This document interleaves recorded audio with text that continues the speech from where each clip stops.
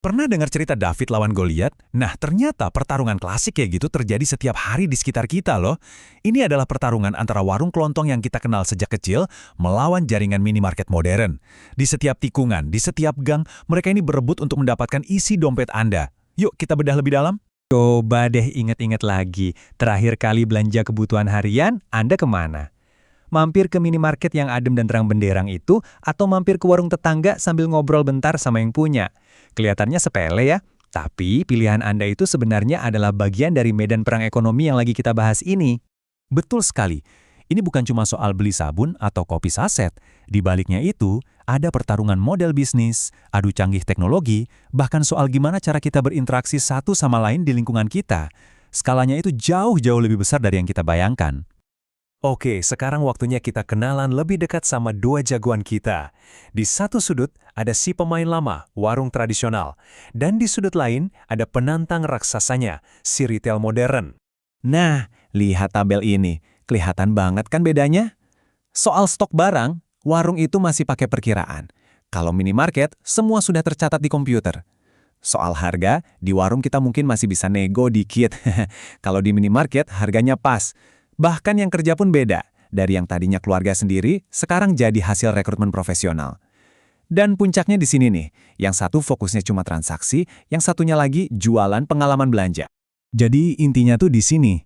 Yang satu dibangun di atas hubungan antar manusia, ngobrol, tawar-menawar. Satunya lagi dibangun di atas efisiensi sistem, kenyamanan, dan semua prosesnya dibuat sama persis di mana-mana. Ini dua filosofi bisnis yang benar-benar bertolak belakang. Menurut penelitian, warung-warung ini menghadapi tantangan yang nggak main-main. Modalnya terbatas, jadi barangnya ya itu-itu aja. Lokasinya seringkali kurang strategis. Dan jujur aja, mereka kalah soal kenyamanan, kayak AC atau lampu yang terang. Plus nggak ada standar pelayanan yang pasti.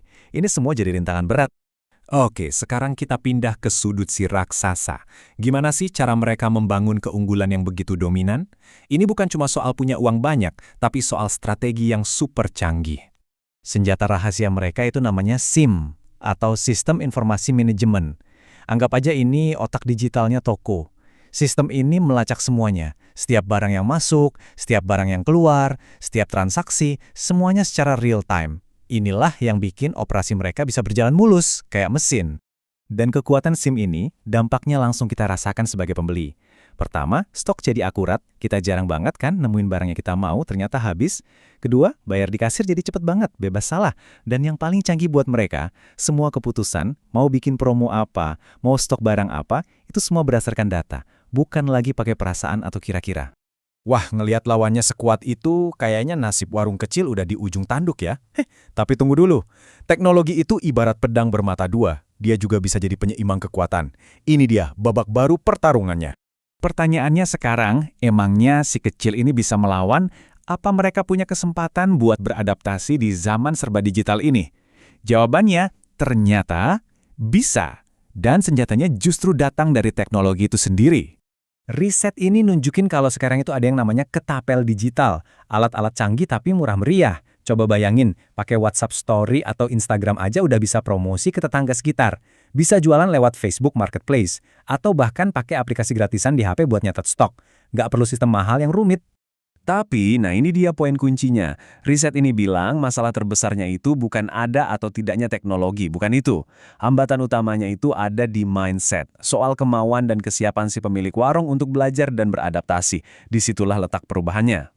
Jadi, artinya apa semua ini buat masa depan kita belanja?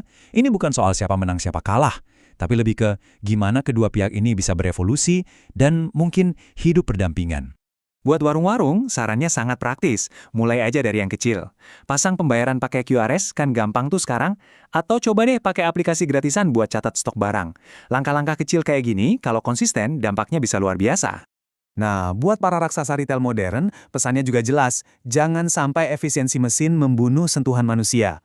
Otomatisasi itu keren, tapi senyuman tulus dan sapaan ramah dari kasir itu nggak akan pernah bisa digantikan oleh teknologi secanggih apapun.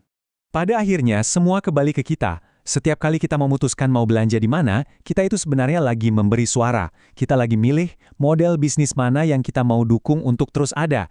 Jadi pertanyaannya buat Anda, dengan setiap rupiah yang Anda keluarkan, masa depan belanja yang seperti apa sih yang sedang Anda ikut bangun? Coba direnungkan.